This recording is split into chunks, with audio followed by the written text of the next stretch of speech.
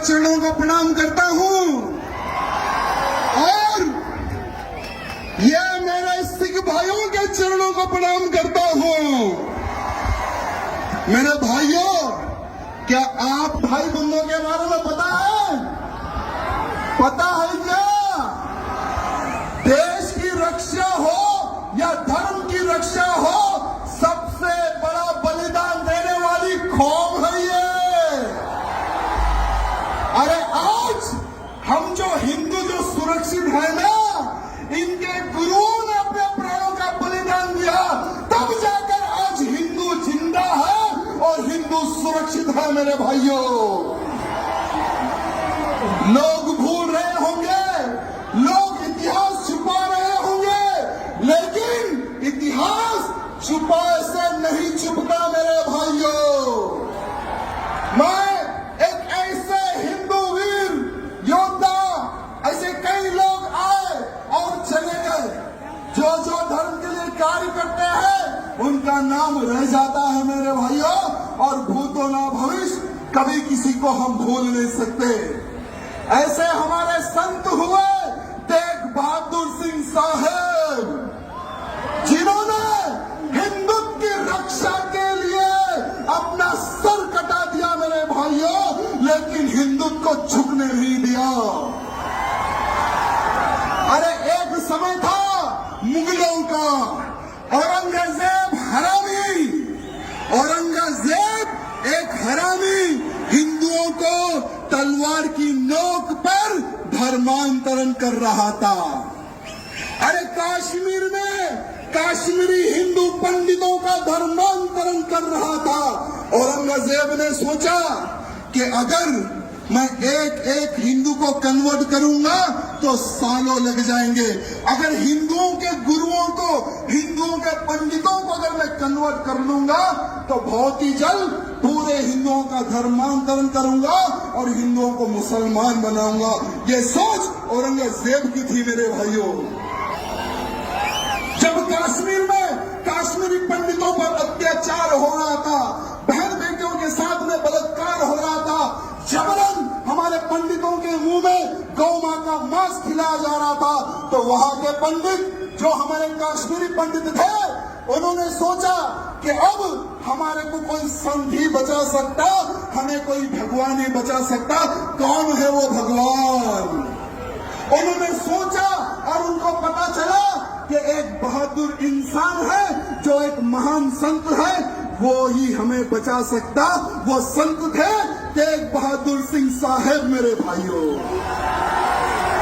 अरे सारे कश्मीरी पंडित महाराज जी के घर जाते हैं, उनके दर्शन करते हैं, उनके पैर छूते हैं। जब कश्मीरी पंडित महाराज जी को बोल रहे थे कि हे महाराज, हमें औरंगजेब के अत्याचार से बचाइए, हमें हमारा धर्म नहीं बदलना है, हम हिंदू हैं, हमें हिंदू ही रहना है, कृपया करके आप एक संत हैं, आप भगवान हैं, हमारी रक्षा कीजिए।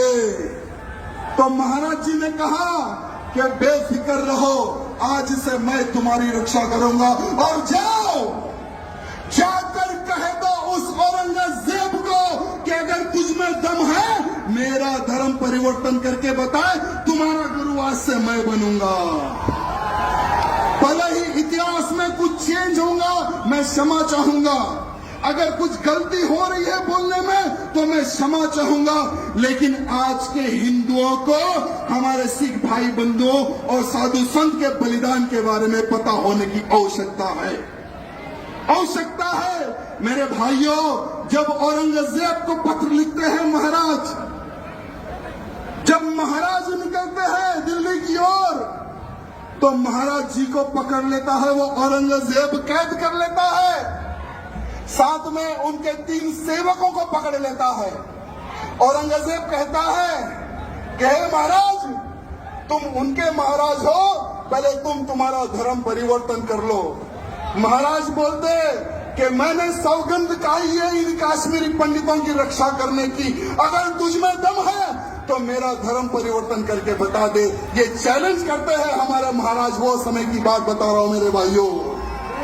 वो क्रूर, वो पापी औरंगजेब महाराज के जो 3 शिष्य थे उनको महाराज के सामने जला देता है, उनके सामने काट देता है, उनके सामने भून देता है तेल में।